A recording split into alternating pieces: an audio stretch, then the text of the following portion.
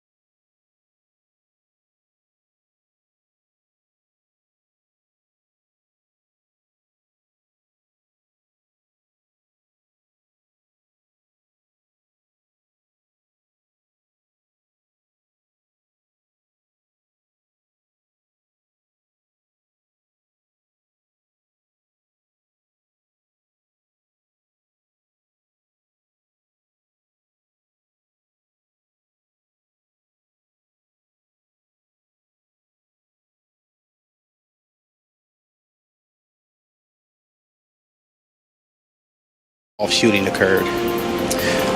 The suspect was hit by the gunfire. Coming up on NBC Palm Springs, the latest on yesterday's deputy-involved shooting in La Quinta that left one person dead. Big Bear 1 Charlie, San Bernardino. This is a last call for fallen firefighter Charlie. Plus, a memorial is held for a firefighter who was killed battling the El Dorado fire last week. We're really feeling the impacts of climate change in a way that I never thought we would within my lifetime. And Governor Gavin Newsom announces the sale of gas cars will stop by 2035. But what does that mean for the average consumer? We'll speak with two experts and find out.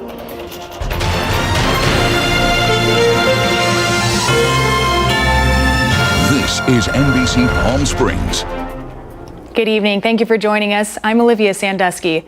Topping our news tonight, the deputy-involved shooting in La Quinta that left one man dead, and the people who live and work in the heart of La Quinta still shocked. Today, we're learning more about the incident and how a city staffer took heroic measures to alert other employees and police of an active shooter. Our Nico Payne spoke to Mayor Linda Evans and has more.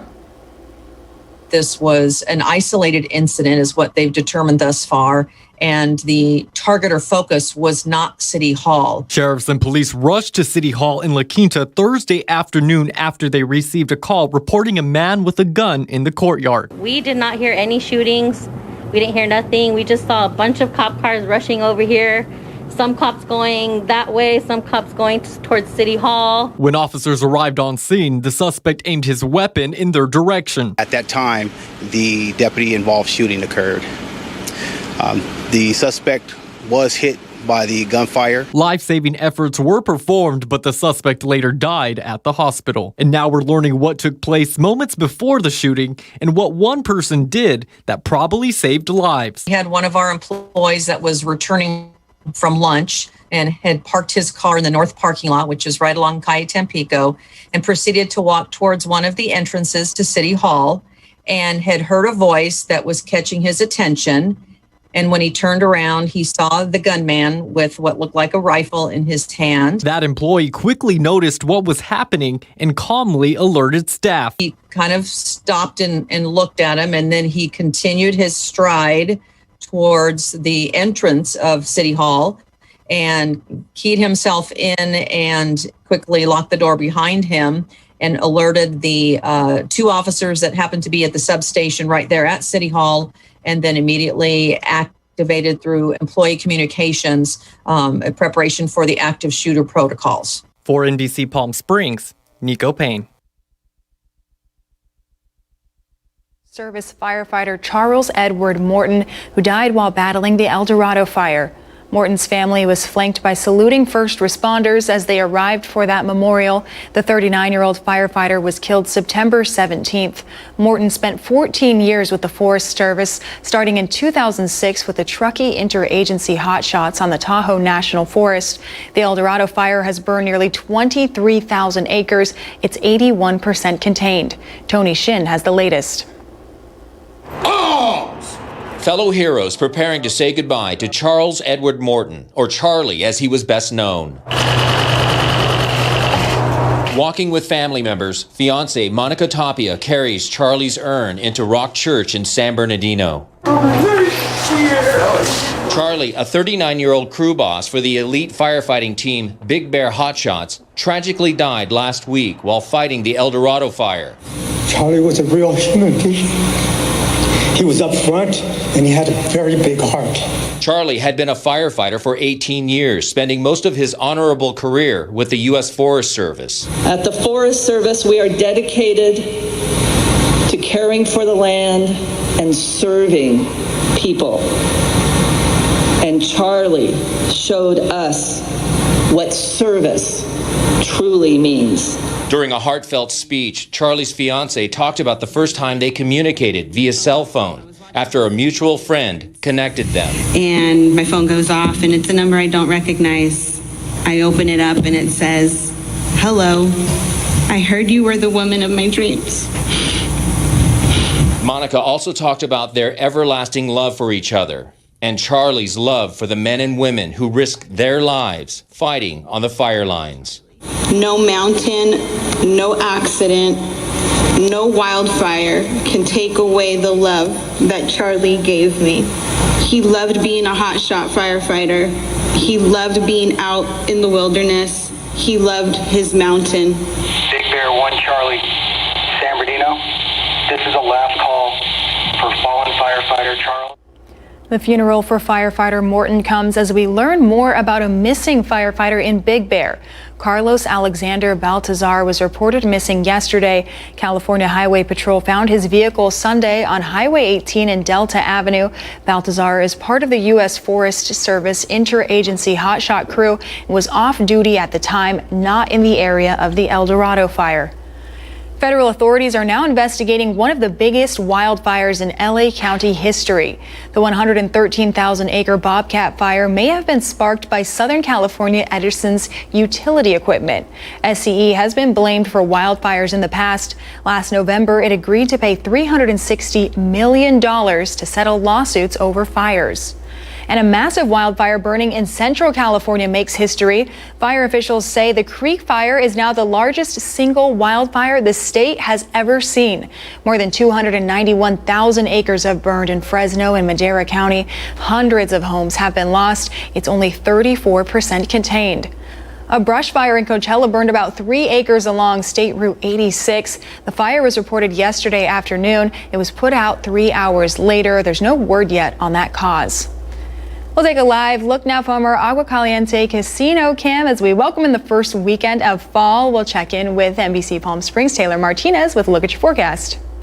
Taking an overview look at our Friday, definitely a hot first day of fall. Usually we're seeing temperatures of around 97 degrees at this time. Today we saw a high of 104, but check out that record, 114 back in 1947. Looking forward to tomorrow. We're seeing 74 at 6 a.m., working our way up to 100 degrees at 2 p.m. Usually we're seeing those triple digits at noon, so a little bit of relief there. We're seeing 103 at 4 p.m., coming down to 93 around 8 p.m. Looking at our next 3 days now, brought to you by Comfort Air. 103 tomorrow with a low of 73, 104 Sunday with a low of 76, heating up a little more Monday to 104 with a low of 76, but it's only getting hotter as we advance into our week. I'll talk about that in my full forecast.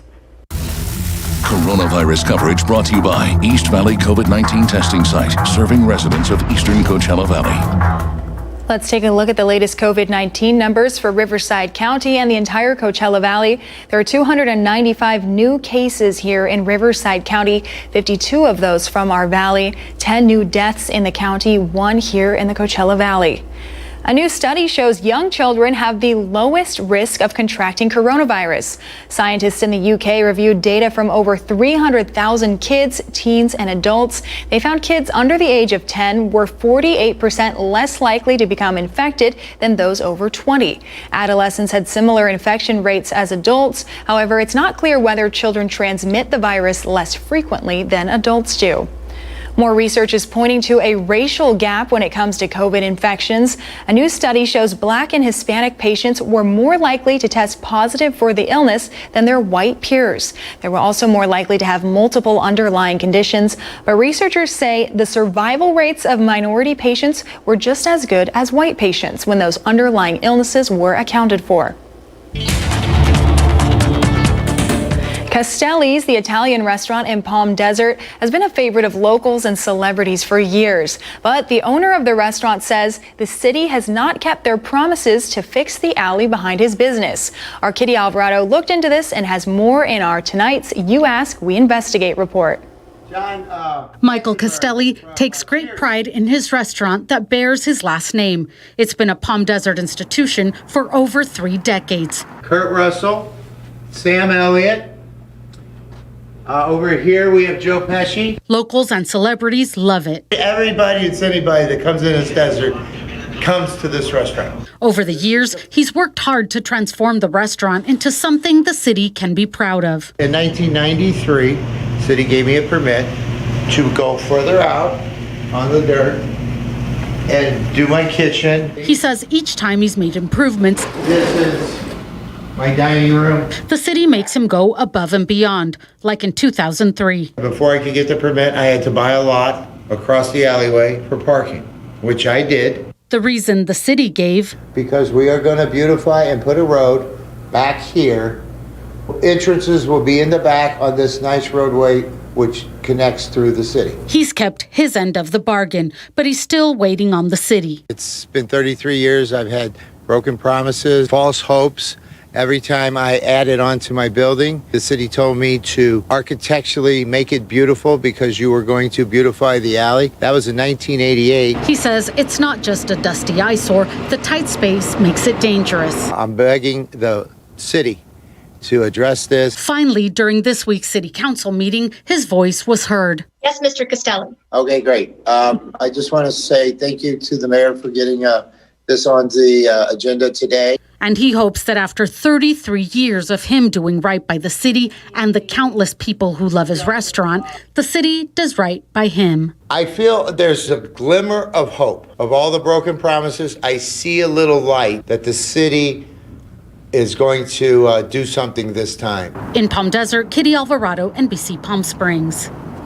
Now to another You Ask, We Investigate. A viewer reached out to us wanting to know why the Starbucks in front of Albertsons on Monterey is closed. Well, the viewer says a sign on the door reads closed due to unforeseen circumstances. No specifics on what that means. But we're told it's a non-COVID related closure. We found out from Starbucks the store is temporarily closed and scheduled to reopen on October 1st. The company says it's continuing to serve the Rancho Mirage community at its Highway 111 and Magnesia Falls location. And remember, if you have a story or idea you'd like to look into for you, well, email us news@NBCPalmSprings.com. You ask, we investigate. A couple of big events built around the Salton Sea are all happening tomorrow. There's a drive-in screening of a documentary called Miracle in the Desert, The Rise and Fall of the Salton Sea. It's playing at the Palm Springs Cultural Center and looks at how the Salton Sea went from being a destination point for family getaways to a polluted body of water with communities along its shores barely keeping it together. You can find out more information by going to miracleinthedesert.com. And also tomorrow, a group of Valley teenagers will kayak across the Salton Sea starting at 7 in the morning. They're trying to draw attention to what the Salton Sea could be once again, a place for recreation, kayaking, swimming, maybe even some fishing. We'll be there with those 3 students as they venture out and reimagine the Salton Sea. The Living Desert Zoo and Gardens is getting ready to get back to more normal hours of operation. Beginning Thursday, October 1st, the Living Desert will open at 8 o'clock in the morning for both members and non-members, with full zoo amenities opening at 9. The zoo will remain open until 5 o'clock with a last admission at 4. Also, the Living Desert's 3 nature preserve hiking trails will reopen at 8 a.m. on October 1st. Coming up next on NBC Palm Springs, President Trump's Supreme Court pick has come out ahead of the announcement tomorrow. We'll tell you who it is after the break. Plus, even after her death, Justice Ruth Bader Ginsburg continues to make history. We'll explain when we come back. And we'll speak to 2 experts after Governor Gavin Newsom's announcement that California will stop selling gas-powered cars by 2035. All of that coming up. Stay with us.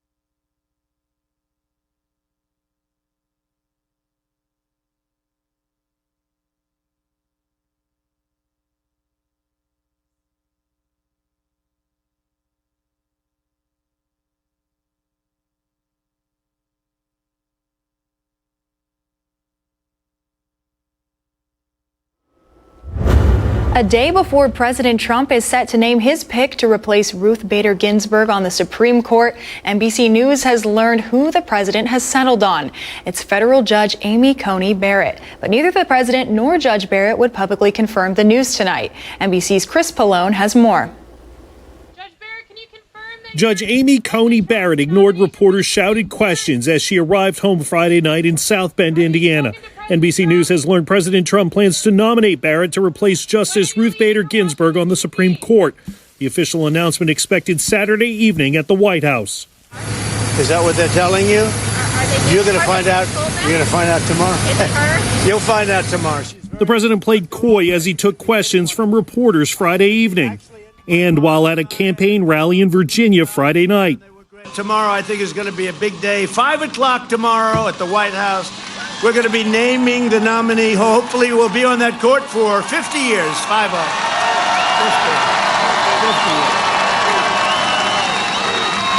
50 years. Be on there for 50 years. The only thing I can tell you for sure is it will be a woman. Is that okay? Admitting he did not meet with another reported frontrunner, Judge Barbara Lagoa of Florida, before settling on Barrett as his choice. Well, I haven't said it was her, but she is outstanding. But they're all outstanding. They're all very outstanding people. Top of the line academically and every way possible. Barrett is 48 years old, a married mother of 7, appointed to the 7th Circuit Court of Appeals by President Trump in 2017. She's a devout Catholic who clerked for her mentor, the late Justice Antonin Scalia. Despite outcry from Democrats, Senate Majority Leader Mitch McConnell plans to move quickly on the president's nomination, with a vote possibly coming before the November election. If confirmed, Barrett would be Trump's 3rd justice appointed to the high court, and she would cement a conservative majority there. Barrett could possibly be seated in time to hear a case attempting to overturn the Affordable Care Act and lawsuits arising from the presidential election as well. The president's formal announcement will take place in the Rose Garden Saturday night. Chris Pallone, NBC News. Some House Democrats plan to introduce a bill to set an 18-year term limit for Supreme Court justices, which would end lifetime appointments. The proposal comes as Senate Republicans try to bring in a successor to Ginsburg and preserve a conservative majority for a generation. This is apparently the first time term limits for Supreme Court justices have been proposed as legislation rather than a constitutional amendment. The legislation has no chance of passage in the currently Republican-led Senate. The late Supreme Court Justice Ruth Bader Ginsburg's career was marked by firsts, and today she did it one more time, becoming the first woman to lie in state at the U.S. Capitol. The solemn occasion barely masking the looming political battle over seating her successor. Alice Barr has the latest. In death as in life, Justice Ruth Bader Ginsburg breaking down barriers. Today becoming the first woman and the first Jewish person to lie in state at the U.S. Capitol. All the days of her life, she pursued justice. Justice Ginsburg's rabbi paying tribute as her family, members of Congress, and Democratic presidential nominee Joe Biden watched on. Mourners then passing by the casket, including the trainer who famously kept Ginsburg in shape, dropping for 3 push-ups. The late justice celebrated as a trailblazer for equal rights, especially for women, even her dissenting court opinions helping pave the way for future legislation. She said, and I quote, "Dissents speak to a future age." Fellow Justice Stephen Breyer remembering his longtime friend, unable to speak of her in the past tense. She has strong principles, and she holds them. She's the kind of person that as a person, you like her better the more you know her. Poignant reminders of Justice Ginsburg's enduring legacy, even as the battle to replace her on the Supreme Court is heading toward a boiling point. President Trump set to announce his pick for a nominee tomorrow. The leading contender, federal judge Amy Coney Barrett, is a favorite among social conservatives, seen as the choice to shore up the evangelical vote, while picking Barbara Lagoa, a Cuban-American federal judge from Florida, could help the president in that critical battleground.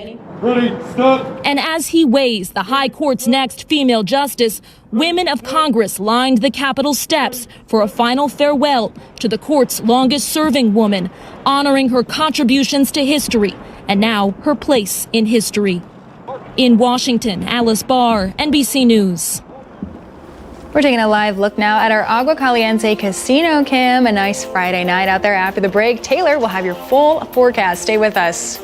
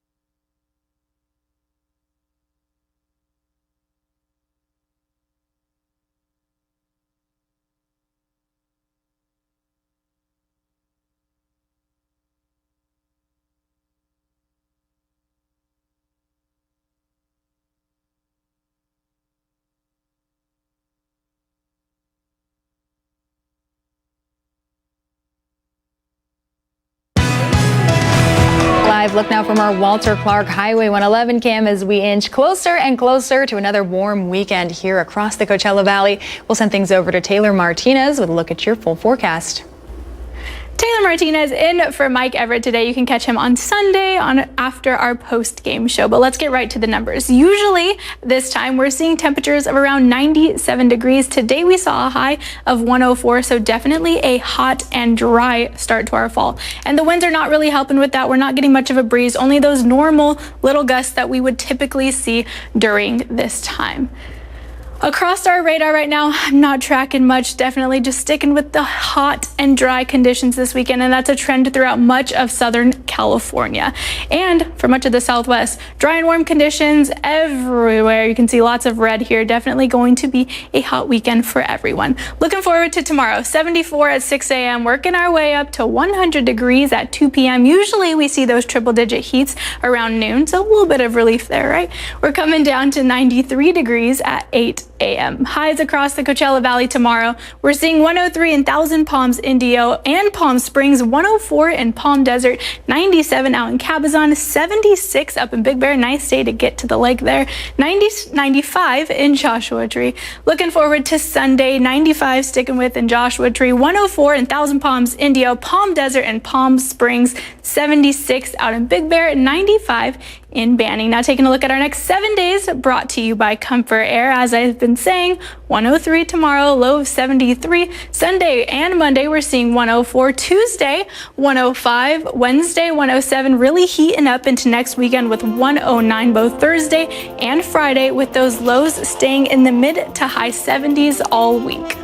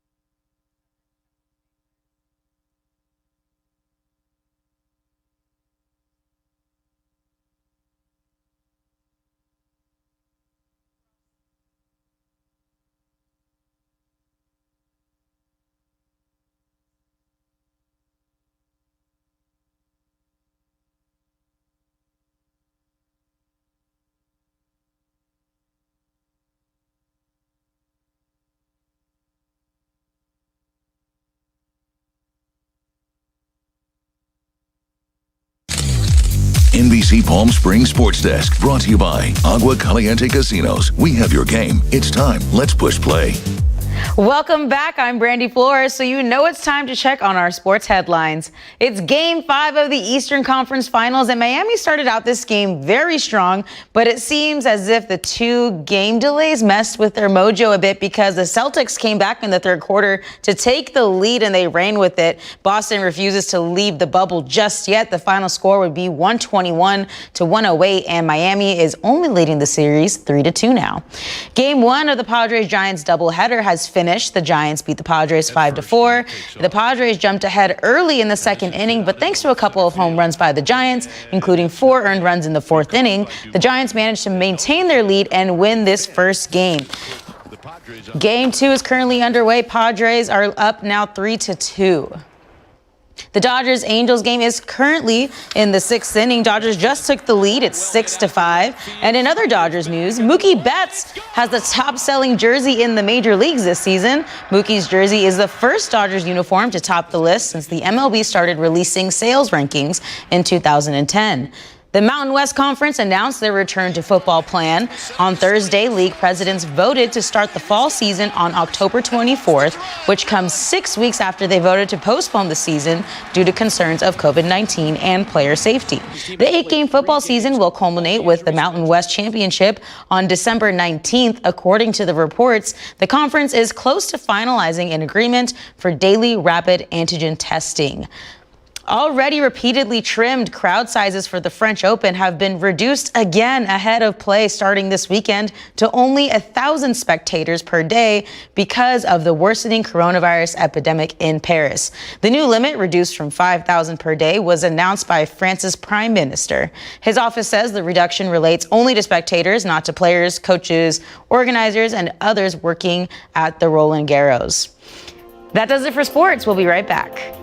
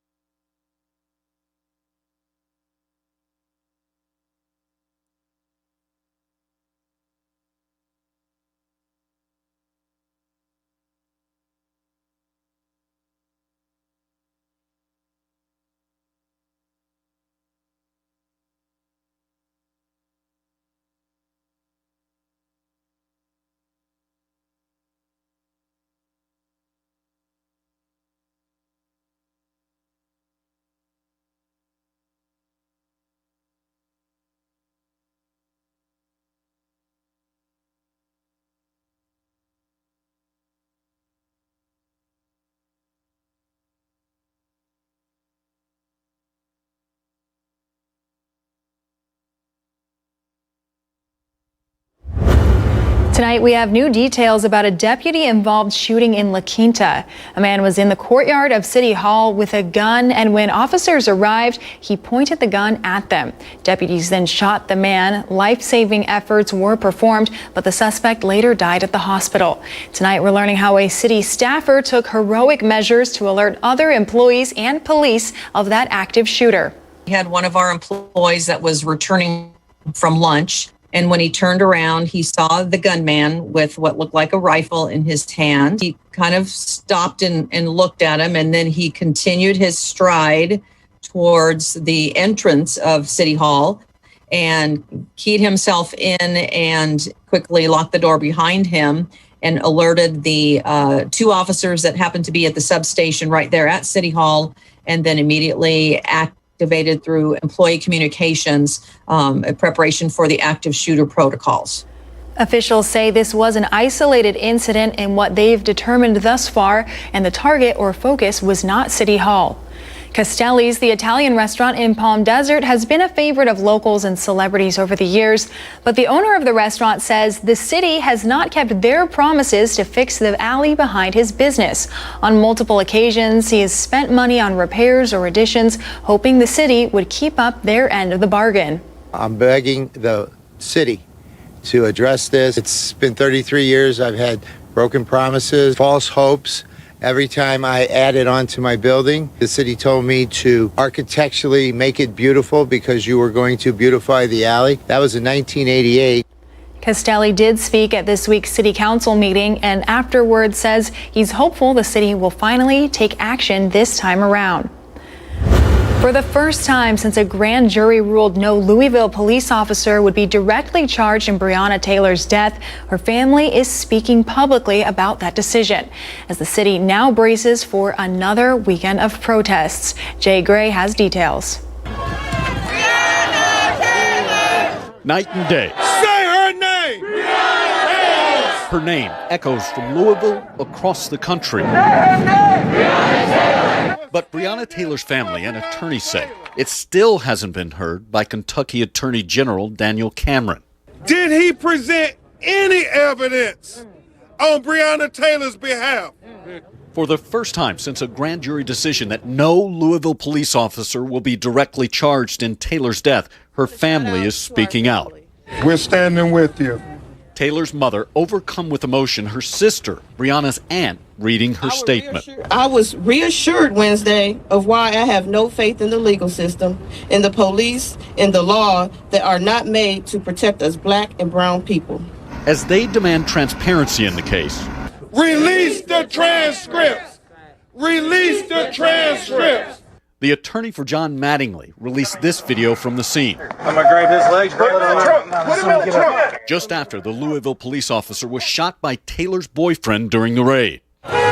Now, 191 days later, the city is still locked down, on edge, and concerned about the weekend. I would expect it to be a larger crowd. We have heard rumors of various folks coming in from out of town for the protest on both sides of the issue. An issue that, like the protest here, isn't going away. Jay Gray, NBC News, Louisville. We're taking a live look now from our Agua Caliente casino cam as things wind down here on our Friday night, and we'll send it on over to Taylor Martinez with your AccuWeather forecast. Taking an overview look at our Friday, definitely a hot first day of fall. Usually we're seeing temperatures of around 97 degrees at this time. Today we saw a high of 104, but check out that record, 114 back in 1947. Looking forward to tomorrow. We're seeing 74 at 6 a.m., working our way up to 100 degrees at 2 p.m. Usually we're seeing those triple digits at noon, so a little bit of relief there.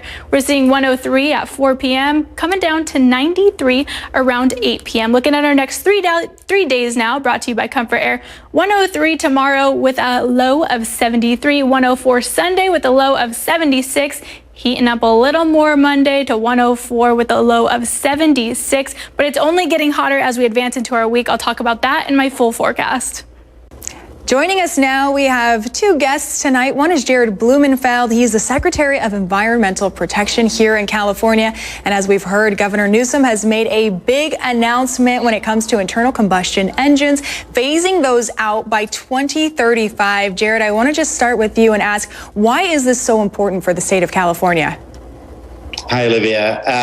It's super important because if you think about the last weeks we've had with more than 900 fires and we've, come out of a drought. We're really feeling the impacts of climate change in a way that I never thought we would within my lifetime. I thought this would be 20 years, 30 years from now, but we're feeling it right now. And the governor came out and told it like it was, which is we're in a climate emergency. And he tasked our agency and others to look at what we can do to redouble our efforts. And that was 2 weeks ago. And what we realized, Olivia, is that a lot of our emissions that lead to greenhouse gases in the atmosphere in California come from transportation. That's trucks, that's the more than 30 million passenger vehicles. So setting this goal is really pushing manufacturers to say, by 2035, you need to just be selling zero emission vehicles. Like, it doesn't mean that everyone who has their car will be able to keep their car, but to the manufacturers, they need to be in a place where they're really joining with everyone else to solve this problem. Great. I like the way you clear that up there. If you have an internal combustion engine, we're phasing them out. It's not automatically. You have to get rid of your car by 2035, but the manufacturers, it's more on their end. And you're speaking about climate change a lot there. We also have Amy Davidson with us today. She is the executive director for Climate Group North America, and she's also part of the Climate Group's mission. Tell us, Amy, what is that mission and about the NYC week that you have right now?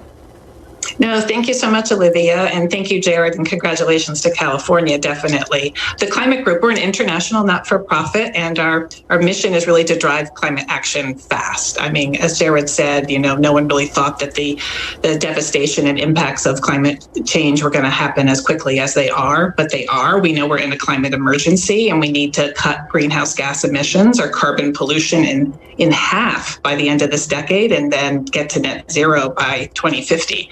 So it's really, really important that everybody gets on the same page and starts taking this climate emergency as seriously as California is. And one of the things we've been doing this week at something called Climate Week NYC, which we were proud to have Governor Newsom participate in.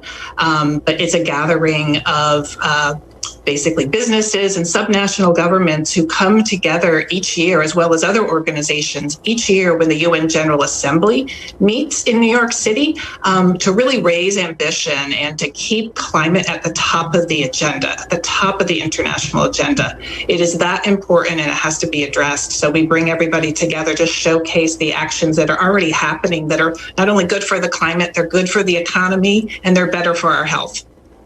And I know discussion is a big part, but initiating those changes, actually putting them into action, of course, is the most important. So tell me how throughout this week you guys are going, the extra step, not just having the conversation, but really going ahead and putting them into action. Yeah, no, exactly. I mean, conversations are important, and obviously we're virtual this year, so it's been a little different. But what people are doing is that they're sharing the knowledge and success among each other. And again, it's not just within the U.S., it's globally. So there are lessons learned that California can share with other states in other parts of this country or provinces in Australia, et cetera, so we can shortcut our solutions and get there. So that's one of the big key elements, is sort of the sharing best practices and getting to solutions as quickly as possible, so people don't have to recreate the wheel. We can just go, this one's successful, let's go that route. We know it's going to work. Wonderful. And just one last question for Jared, hopping back to the internal combustion engines. Do you think this will have just a major impact on consumers here in the state of California? I know, you're saying this is a necessary move. It's a step in the right direction. How will it affect, though, the residents here in California? So, Olivia, our goal is to give more choice to Californians. Just like where you are, you really started the wind power revolution and the rest of the world followed. We now have clean energy because of Palm Springs. You are the epicenter. California wants to do that for the rest of the world. So we already have more than 34 manufacturers of electric vehicles here. Our number 2 export, California, is electric vehicles. We have 270,000 jobs in the electric vehicle space. But for consumers, like, I have an electric vehicle, I pay $198 a month on my lease, but it saves me about $4,000 to $5,000 at the gas pump every year. I've had it for 2 years. I haven't brought it in for maintenance because it doesn't need any maintenance. So this is going to save people money, but we need to make sure communities that, have suffered the most, often low-income communities of color, are able to get these vehicles first, that we put electric vehicle charging infrastructures in those communities first. And as we heard just this week, Ford said they were going to come out with F-150 electric vehicle. They're spending $600 million on that. And the next day, Tesla said they're going to come out with a $25,000 electric vehicle. So we are well on our way to making electric vehicles affordable.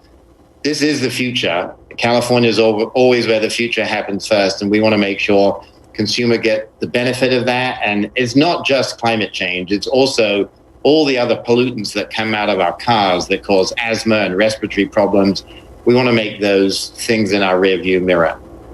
Wonderful. Well, thank you both for joining us tonight. A lot of important discussions happening, not only here in the state of California, but across the country. So we thank you for being on our show to discuss those with us, and we'll be right back after this short break.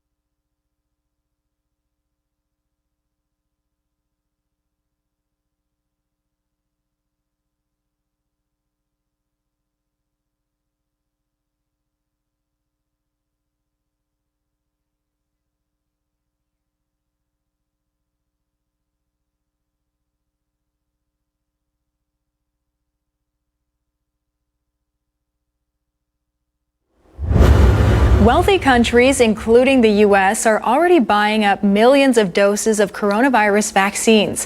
The head of the African CDC is concerned history could repeat itself, with African nations again being stuck at the back of the line for life-saving drugs. NBC's Carl Nazman reports on what's being called vaccine nationalism. Nations around the world are on a vaccine shopping spree, buying up access to doses even before they complete scientific trials. And it's wealthy countries, like the United States, doing most of the buying. The U.S. already securing exclusive rights to at least 1.6 billion doses of several promising vaccine candidates. If all of them prove safe and effective, that's enough to give every American nearly 5 shots. Several other countries, including the UK and the European Union, also locking in early access to vaccines from various drug makers, including nearly half the future supply of a vaccine being developed right here at the University of Oxford. The World Health Organization calling this behavior vaccine nationalism. The first priority must be to vaccinate some people in all countries, rather than all people in some countries. The head of the Africa CDC is concerned a vaccine won't arrive in Africa at the same time as the US or Europe. That's exactly what happened during the swine flu pandemic in 2009. And in the 90s, life-saving HIV/AIDS antiretroviral drugs were widely available in the US nearly a decade before Africa. It would take years to forget the history of what the continent went through. Is this the best-kept secret in global health? To ensure equal access this time, the WHO is teaming up with a group called Gavi for an ambitious plan to deliver 2 billion doses of vaccines around the world by the end of next year. So the idea here is, can we provide vaccines to developed and developing countries at the same time, and try to make sure that you cover the key groups that need it the most? More than 150 countries have joined the collaboration. The U.S. is going it alone. Public health experts fear the decision to put America first could leave the U.S. and the rest of the world at even greater risk. Carl Nassman, NBC News, Oxford, England. A new study shows a pet may be the best cure for lockdown loneliness. Researchers in the UK surveyed 6,000 people during the spring and early summer. 90% with a pet said their animal helped them cope emotionally with a lockdown. 96% said their pet kept them fit and active. However, the study did find that nearly 70% of pet owners worried about their animals during the lockdown as well. Amazon announces a Prime branded stationary bike, Amazon's first ever connected fitness product. The bike will cost $499. Amazon is looking to secure a piece of the at-home workout market that has exploded in recent months. One of the main companies they're taking on is Peloton, whose sales have been up 172% during the pandemic. Amazon's Prime bike will cost about $1,500 less than Peloton's flagship bike. Bed Bath & Beyond will close 63 stores by the end of the year. None of the stores here in the Coachella Valley are affected, however. The move is part of restructuring due to COVID-19. The company had previously said in July it would be closing about 200 stores over the next 2 years. And last month it announced 2,800 jobs would be eliminated to try to tighten up finances. Fast food giant McDonald's has signaled a change in the company's marketing strategy recently. CNBC's Kate Rogers explains how a celebrity endorsement targeted at younger consumers is already paying off. I'm Travis Scott. This is my McDonald's order. Follow me. McDonald's doing something it hasn't done in decades, unveiling a new meal and merchandise line with Grammy-nominated rapper Travis Scott. The first celebrity meal edition since Michael Jordan's McJordan in 1992. Scott, whose label is called Cactus Jack, is particularly popular with Gen Z and younger millennials. And fans agreed it was definitely lit. The company said in a statement, "It's been so lit, some of our restaurants have temporarily sold out of some of the ingredients in the meal." But McDonald's isn't the only brand leaning into Gen Z marketing. Dunkin' recently unveiled its collaboration with TikTok's biggest star, Charli D'Amelio, offering the Charli drink on menus. Chipotle also launched in-app group ordering with a family TikTok challenge this month called #Chipotle Sponsor Us. Juicy burrito make Taco Bell look weak. Looking for 5 families to give free burritos to. So why all this focus on Gen Z? Well, food matters to them a lot. Piper Sandler data show food is continually Gen Z's #1 wallet priority. McDonald's, Dunkin', and Chipotle are also in the top 5 brands of importance for this growing cohort of spenders. Social media marketing is good for business because it drives new digital customer acquisitions, which are all important in this changing consumer environment. I'm Kate Rogers, CNBC Business News. Whatever works, I guess. So we got a live look now from our Agua Caliente casino cam. And coming up after the break, Taylor will have another look at your full forecast. Stay with us.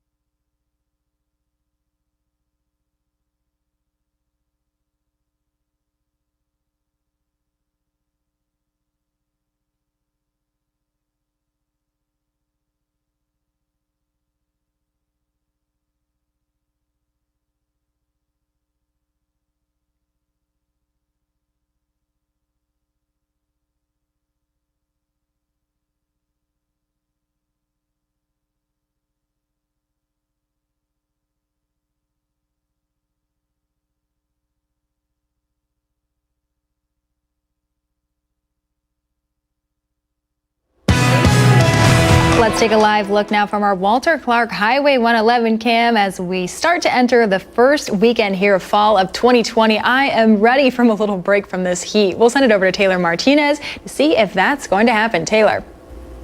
Taylor Martinez in for Mike Everett today. You can catch him on Sunday after our post-game show. But let's get right to the numbers. Usually this time we're seeing temperatures of around 97 degrees. Today we saw a high of 104, so definitely a hot and dry start to our fall. And the winds are not really helping with that. We're not getting much of a breeze, only those normal little gusts that we would typically see during this time. Across our radar right now, I'm not tracking much, definitely just sticking with the hot and dry conditions this weekend, and that's a trend throughout much of Southern California. And for much of the Southwest, dry and warm conditions everywhere. You can see lots of red here. Definitely going to be a hot weekend for everyone. Looking forward to tomorrow, 74 at 6 a.m., working our way up to 100 degrees at 2 p.m. Usually we see those triple-digit heats around noon, so a little bit of relief there, right? We're coming down to 93 degrees at 8 a.m. Highs across the Coachella Valley tomorrow. We're seeing 103 in Thousand Palms, Indio, and Palm Springs, 104 in Palm Desert, 97 out in Cabazon, 76 up in Big Bear. Nice day to get to the lake there. 95 in Joshua Tree. Looking forward to Sunday, 95 sticking with in Joshua Tree, 104 in Thousand Palms, Indio, Palm Desert, and Palm Springs, 76 out in Big Bear, 95 in Banning. Now taking a look at our next 7 days, brought to you by Comfort Air. As I've been saying, 103 tomorrow, low of 73. Sunday and Monday, we're seeing 104. Tuesday, 105. Wednesday, 107. Really heating up into next weekend with 109 both Thursday and Friday, with those lows staying in the mid to high 70s all week.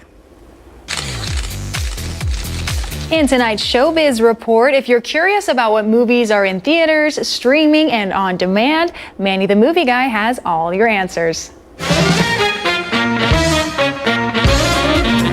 Hello, movie buffs. Get your calendars ready. First stop, a documentary about food. It's deliciously riveting.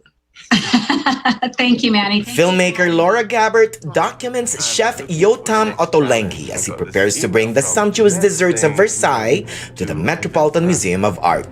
Ottolenghi and the Cakes of Versailles from IFC Films is out in theaters and on demand the weekend of September 25th. Also on the 25th, Netflix is releasing the true-life drama of the countercultural protest of the trial of the Chicago 7 in select theaters for Academy Award consideration and will be available on streaming October 16th. Also on Netflix, The Boys in the Band.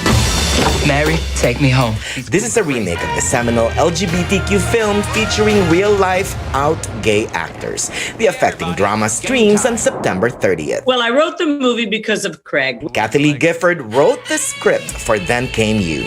Teaming up with Craig Ferguson, the sweet rom-com lands in theaters on September 30th and on demand on October 2nd. Bonjour, you guys. Pardon my French, but I fell in love with Emily in Paris. This 10-episode series is the brainchild of Darren Star from Sex and the City and Beverly Hills 90210. He'll also say bonjour to Emily on Netflix October 2nd. Is our first female field agent. Real-life lady spy Virginia Hall gets her overdue film in the intriguing A Call to Spy in theaters and on demand also October 2nd. Then on October 9th, Yellow Rose. I never fit in. Immigration and country music collide in this heartfelt coming-of-age drama that you need to see. Isn't the life you wanted?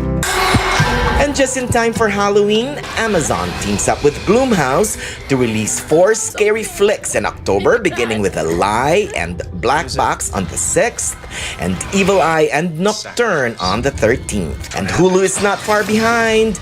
Get ready to be scared by Clive Barker's Books of Blood on the 7th. And finally, if you love your scares with a little bit of laughs, get ready for Adam Sandler's Hubie Halloween on Netflix, also on October 7th. I'm Manny the Movie Guy. Mark your calendars and have fun watching a movie.